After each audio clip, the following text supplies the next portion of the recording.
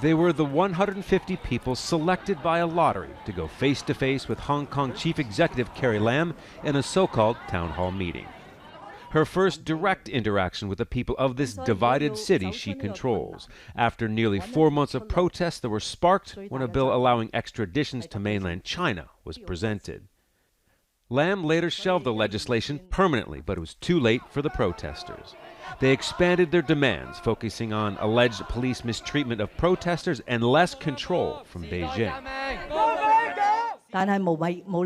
No matter how difficult it is, my colleagues and I think that it's time to start a direct dialogue, because in the last 3 months, I'm sure no matter what political stance one holds, they must be feeling very sad and worried or angry. But empathy was met with blunt statements from some participants.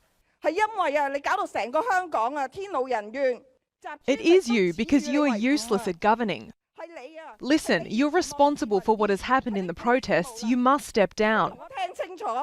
As the 2-hour dialogue continued inside, the hundreds of protesters out front continued with their chanting and their demands for Carrie Lam and her government. They listened on their phones as they swarmed the streets in front of the meeting venue.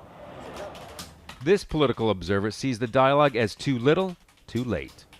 I think it is more a political show, and it all looks a little bit farcical these days, because she talked about engaging in dialogue, and since August 18th, the massive rally of 1.7 million people in heavy rain. But after more than 1 month, what people did she see? Lam made one announcement during the meeting. The authorities will end the controversial practice of taking arrested protesters to a detention center near the border with mainland China. But the concession appeared to have little impact on the focus of the protest movement, with many events planned for the next few days. Scott Heidler, Al Jazeera, Hong Kong.